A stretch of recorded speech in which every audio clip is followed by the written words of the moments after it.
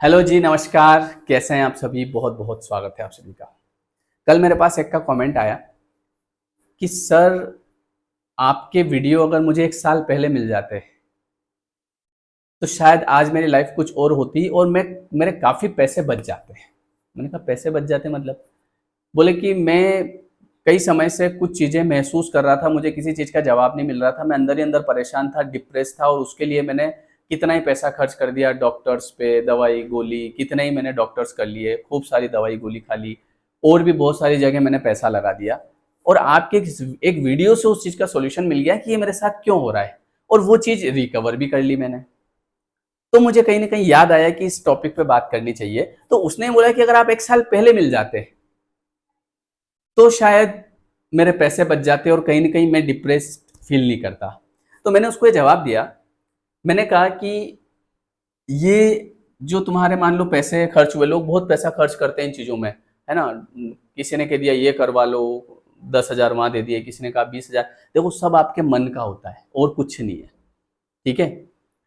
तो मैंने उनसे ये कहा, मैंने कहा मान लो आपके 1 लाख रुपए खर्च हुए और आप 1 साल तक डिप्रेस्ड रहे, ठीक है? तो ये होना था। ये पहले से तय था, क्योंकि ये 1 लाख रुपया कहीं न कहीं आपने या तो किसी का लिया दिया नहीं होगा, या किसी न किसी गलत तरीके से आपके पास जो आया है, वो पैसा आपका बराबर हो गया। और दूसरा, ये जो आप डिप्रेस्ड रहे 1 साल तक, तो ये आपका कुछ न कुछ ऐसा कर्म होगा, जो कि आपने किसी व्यक्ति को कुछ खराब महसूस करवाया होगा या कुछ गलत कर्म बना होगा, तो उसका फल ये आपको मिल गया। और अब चूँकि ये इतने ही टाइम का लिखा था आपका, अब आगे आपसे 1 से 1.5 लाख खर्च नहीं होने थे और अब आपका डिप्रेशन 1 साल तक ही रहना था, तो तुरंत प्रकृति ने एक वीडियो आपके सामने भेज दिया, जिसमें मैं आ गया, हेलो एवरीवन, कैसे हैं आप सभी? और आपने उसको देख लिया और अब आपकी चीज़ें चेंज हो गई। तो देखिए क्या होता है कि कौन-सा व्यक्ति कब, कहाँ और किस परिस्थिति में आपसे मिलेगा, ये पहले से तय होता है। तो पहले से तय होता है तो हम कोई हवाई-हवाई वाली बातें नहीं कर रहे हैं। हवा वाली बातें नहीं कर रहे हैं कि पहले से तय होता है। पहले से तय कैसे होता है? पहले से तय आपके कर्म अनुसार, क्योंकि सबके जीवन में अलग-अलग टाइमलाइन होती है। जैसे मैंने अभी आपको एक एग्ज़ाम्पल से क्या समझाया कि ये 1 लाख रुपए आपके जाने थे और आपको 1 साल तक ये ऐसा महसूस करना था, तो ये कर्म था आपका। ये कर्म पूरा हुआ, अब इसके खत्म होने का टाइम आ गया। तो जैसे ही खत्म होने का टाइम आया, तुरंत आपको कोई इंसान मिल जाता है, कोई वीडियो मिल जाता है, कुछ न कुछ ऐसा होता है आपके साथ में कि फिर वो चीज़ें ठीक हो जाती है और आप अपने जीवन में आगे बढ़ जाते हैं। इसीलिए बोला जाता है कि सौभाग्य न सब दिन सोता है। कितनी भी खराब परिस्थिति हो, आप अभी भले कैसा ही महसूस कर रहे हैं, आपके जीवन में कैसी भी समस्या है, वो हमेशा नहीं रहने वाली है। वो समय जैसे ही उसकी टाइमलाइन खत्म होगी, या तो कोई व्यक्ति आपके जीवन में भेज दिया जाएगा, किसी भी माध्यम से, वीडियो के माध्यम से, आप कहीं किसी व्यक्ति से मिल लेंगे, कोई रिश्तेदारों में कोई मिल जाएगा, कहीं बस में आप जा रहे हैं, आपके पास कोई बैठा है और उसने आपसे थोड़ी-सी बात करी, "कहाँ रहते हैं भाई साहब आप?" बोले, "मैं वहाँ रहता हूँ।" "आप क्या करते हैं?" "मैं ये करता हूँ।" और उसने आपको कुछ ऐसी बात बता दी, "भैया आपके नंबर दो ना।" आपने नंबर दे दिया और एक एक दिन आपकी बात हुई और उसने आपको सॉल्यूशन बता दिया।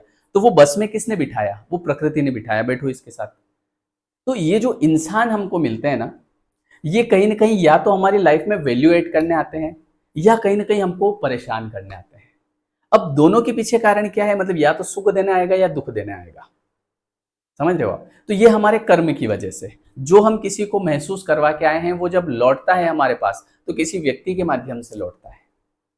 तो यहाँ पे आपको समझ में आया कि हर चीज़ अपने समय पे होगी, ना पहले, ना बाद में। तो ये वाली चीज़ हमेशा नहीं बोलना कि अगर ये पहले हो जाता, क्योंकि कई लोग मैंने देखा है कि हर समय गिल्ट में रहते हैं। क्या हो गया भाई साहब? अरे भैया क्या बताएँ, एक रिश्ता आया था 1 साल पहले एक लड़की का और हमने पता नहीं क्या हमारे दिमाग में आया और हमने मना कर दिया और आज हमको बड़ा गिल्ट होता है, मत करो। वो लड़की आपके नसीब में नहीं थी। ठीक है? वो आपकी टाइमलाइन नहीं थी, इसलिए भले वो व्यक्ति आपके जीवन में आया, लेकिन आपकी बुद्धि जो है, वो हो गई प्रारब्ध अनुसारिणी। प्रारब्ध अनुसारिणी मतलब जैसा हमारा कर्म होता है, जैसा हमारे साथ होना होता है, वैसी हमारी बुद्धि काम करती है, वैसे हमारी बुद्धि डिसीज़न लेती है। ये जो हमारी लाइफ़ के डिसीज़न होते हैं ना, मुझे ये तैयारी करना है, मुझे इस फ़ील्ड में जाना है, मुझे इस लड़की से प्रेम करना है, मुझे इस लड़की से शादी करना है, ये सब चीज़ें हम तय नहीं करते हैं, ये हमारा प्रारब्ध तय करता है। कई बार ऐसा होता है कि किसी इंसान को ऐसा लगता है, जैसे मान लो ये एक लड़का है, ठीक है, और ये जो लड़का है, अब इसके जीवन में एक लड़की आई पता नहीं कहाँ से, इसको कहीं न कहीं रिश्तेदारों में मिल गई, शादी में मिल गई, बस में मिल गई, ट्रेन में मिल गई। अब इन दोनों की नज़रें मिली और दिल धड़का, ठीक है। अब क्या हुआ भैया कि इसको ऐसा लगा कि भैया मेरे को तो इससे प्यार हो गया। अब इसको इससे बहुत खतरनाक वाला प्यार हो गया, पूछो ही मत, ठीक है। अब ये परेशान भैया इससे शादी करने के लिए, है ना। मान लो इनकी शादी भी हो जाती है, ऐसी कोई बड़ी बात नहीं है। अब इस व्यक्ति के द्वारा, ये व्यक्ति ने, इसने इससे प्यार नहीं किया है, ये तो इसके जीवन में भेजा गया है इसको या तो सुख देने के लिए, या तो ये आदमी इसको बहुत प्रेम देगा, क्योंकि ये प्रेम दे के आया है कहीं ना कहीं। इसने मान लो इसके माता पिता से बहुत प्रेम किया, इसने इसके माता पिता को खूब सारी खुशियां दी, ठीक है। अब वो चीज इसके पास लौट के आनी है, तो वो इस माध्यम से लौट के आ जाएगी। या फिर कई बार ऐसा भी होता है कि किसी का प्रेम विवाह होता है, लेकिन उसके बाद भी जीवन में समस्याएं आ जाती है कुछ ना कुछ, फिर एक दूसरे को पसंद करना बंद कर देते हैं, सामने ही नहीं देखते हैं। अच्छा, ऐसा भी नहीं है कि सबके साथ एक जैसा होता है, मतलब जितने भी लोगों ने लव मैरिज करी, सबकी सक्सेस है तो मेरी भी सक्सेस हो जाएगी, या सबकी फेल हो गई तो मेरी फेल हो जाएगी। ये तो जो भी आप करते हैं, आपकी बुद्धि जो निर्णय लेती है कि आपको कौन सी शादी करना है, लव मैरिज करना है या अरेंज मैरिज करना है, या जो भी हो रहा है, ये प्रारब्ध के अनुसार हो रहा है। आप कुछ नहीं करते हैं, आप तो कर चुके हैं पहले, आपके तो जो कर्म बने हैं उनके अनुसार चीज़ें हो रही है। और आज जो आप कर्म करते हैं, आज जो आप महसूस कराते हैं लोगों को, आज अगर मान लीजिए आपके घर में कोई इंसान है और आप उसको बहुत बुरा महसूस कराते हैं, आप उसको हर समय हर्ट करते हैं, दुखी होता है बेचारा, रोता है अकेले में, तो ये चीज़ें अब लौट के आएगी, तो किसी व्यक्ति के रूप में लौट के आएगी। कोई व्यक्ति आपके जीवन में आएगा जिससे पहले आपको प्यार करवाया जाएगा, आप उससे बहुत प्यार करने लग जाएंगे, और एक दिन आपको वो जो है बोल देगा कि भैया अब मुझसे बात मत करना आज के बाद। अब आप दुखी हो गए, परेशान हो गए, अब आप रो रहे हैं। तो ये सब क्यों हुआ? क्योंकि आपने किसी व्यक्ति को जो दिया है वो लौट के किसी तरीके से आएगा। समझ रहे हो आप? तो इसीलिए हमको लोगों के साथ अच्छा व्यवहार करना चाहिए, किसी को दुख नहीं देना चाहिए, अच्छी बात करनी चाहिए। कोई ऐसी चीज आप कभी मत करो कि जो आपके पास आए तो फिर आप खुद ही सहन नहीं कर पाओ उसको, क्योंकि प्रकृति का नियम है, जो आप दोगे वो लौट के आएगा। कई बार ऐसा होता है कि जैसे ये जो लोग हमको मिलते हैं, उसका एक और उदाहरण बताता हूँ। मान लो कि ये एक लड़का है और ये एक लड़की है। देखो, अक्सर हमको सुख और दुख जो होता है वो कोई इंसान देता है, कोई वस्तु नहीं देगी। मान लो ये मेरे पास रिमोट है, ठीक है। अब मैं, ये मेरे को कोई दुख या सुख नहीं देगा। मैंने इसको बोला आई लव यू, कुछ बोल रहा है, मैंने कहा बोल आई लव यू टू, बोल, बोलते वो फोड़ दूंगा मैं, नहीं बोलेगा तो कुछ बोल ही नहीं रहा है बेचारा। समझ रहे हो? तो ये मेरे को सुख और दुख, इससे मेरे को कोई अट्रैक्शन भी नहीं होगा। लेकिन अट्रैक्शन किससे होता है? इंसान से होता है। क्यों? या तो सुख के लिए या दुख के लिए। और सुख दुख कौन सा? जो हम दे के आए। हर आदमी अपने कर्म की पोटली लेके घूम रहा है, तो हमको किसी से कंपेयर नहीं करना कि सर मेरी एक फ्रेंड थी तो उसके साथ ऐसा हो गया, मेरा एक दोस्त था उसने भी ऐसा किया तो मैं भी नहीं करूं क्या। वो उसका मैटर है, आपका मैटर अलग है। उसके कर्म से उसके जीवन में चीजें होगी, आपके कर्म से आपके जीवन में चीजें होगी, सीधी सी बात। इसलिए कंपेयर कभी नहीं करना कि मेरी फ्रेंड ने शादी करी और उसके साथ तो ऐसा हो गया तो मैं भी नहीं करूं। ये कौन सा लॉजिक है भाई? वो उसका अलग है, आपका अलग है, सबके अपने अपने कर्म होते हैं। मान लो कि ये एक व्यक्ति है, इससे इसने प्रेम किया, ठीक है। अब इसने इसको क्या किया? विश्वास में ले लिया, ठीक है। समझना, देखो बात को, कर्म कैसे लौट के आता है। इसने इसको विश्वास में ले लिया। अब धीरे धीरे कहीं ना कहीं इस इंसान ने इससे अपनी स्वार्थ पूर्ति कर ली, जो भी इसका स्वार्थ था इससे स्वार्थ पूर्ति करी, खूब जीवन का आनंद लिया। और इसके साथ में इसने खूब प्रोमिसेस किए, वादे किए, है ना, कि भाई मैं तुमसे ही शादी करूंगा, टेंशन मत लो। इसने किसी चीज के लिए मना किया होगा, नहीं नहीं नहीं, इसने बोला अरे टेंशन मत लो, मैं तुमसे शादी करूंगा। बोले प्रॉमिस, और बोले पक्का प्रॉमिस। और ये तो प्रॉमिस, इसको लगता है मतलब प्रॉमिस कह दिया ना सामने वाले ने, मतलब ये पूरा पक्का सच्चा आदमी। प्रॉमिस प्रॉमिस जैसा कुछ नहीं होता है, ठीक है। जब क्या होता है कि आपको किसी से कोई काम करवाना है, तो उस समय अगर वो कह दे कि खाओ तुम्हारी माँ की कसम, तो सामने वाला कह देगा कि मेरी माँ की कसम। ये उस समय का उद्वेग होता है कहीं ना कहीं। तो ये चीजें आप लोग सच समझ लेते हैं, सच समझ लेते हो। अच्छा प्रॉमिस, पक्का प्रॉमिस ना, पक्का ना, हाँ पक्का, वाह भैया, फिर तो कोई बात नहीं। अब ऐसे में देखो, गलती तो इसकी है कहीं ना कहीं, क्योंकि आप उस सामने वाले को विश्वास में ले रहे हो। अब आपने जो है प्रॉमिस कर लिया, आपने सब कुछ हो गया। अब लास्ट टाइम पे आपने सामने वाले को कह दिया कि भैया जो है अब आज के बाद मुझसे बात मत करना, अब मेरे घर वाले नहीं मान रहे, या जहाँ मेरे घर वाले बोलेंगे मैं तो वहीं शादी करूँगा। अरे तुमने तो प्रॉमिस किया था। अरे हाँ किया था, पर अब क्या करें, सिचुएशन ही ऐसी है।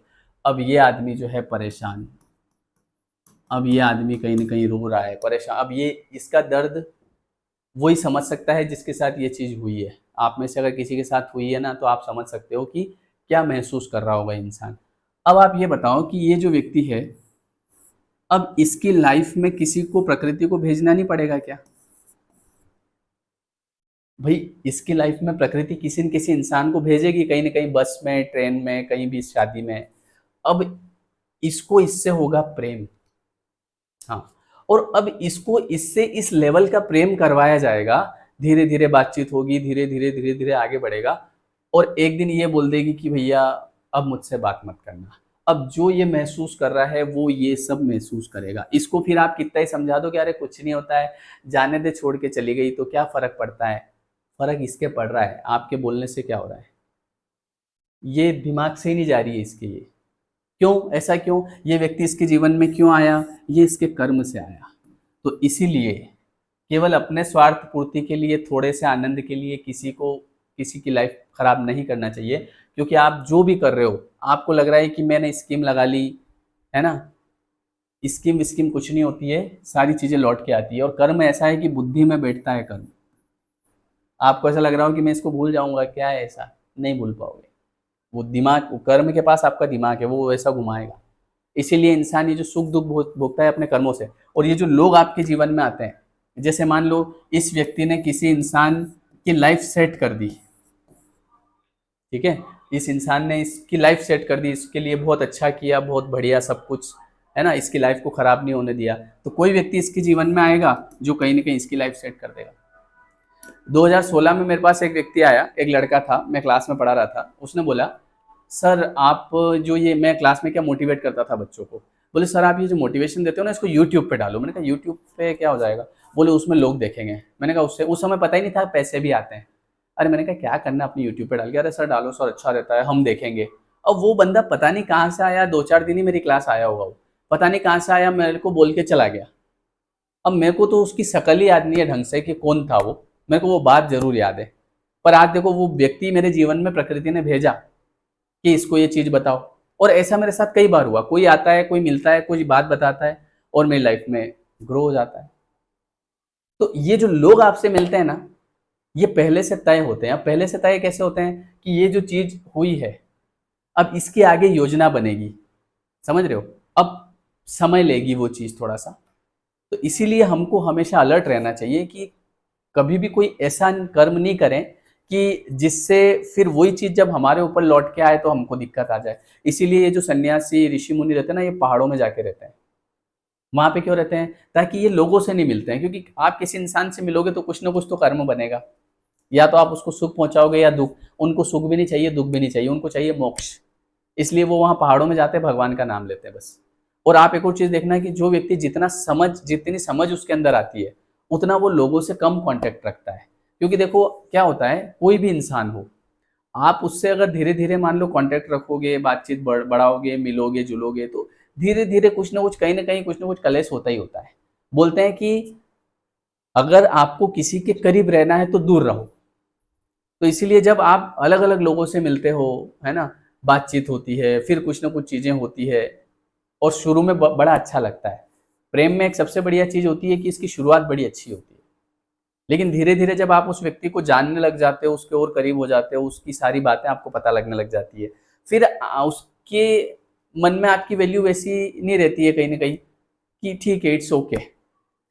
और कुछ ना कुछ बोलने में भी आता है, कुछ ना कुछ कहने में भी आता है, कुछ ना कुछ लड़ाई झगड़ा भी होता है, ये सब चीज़ें होती है ना?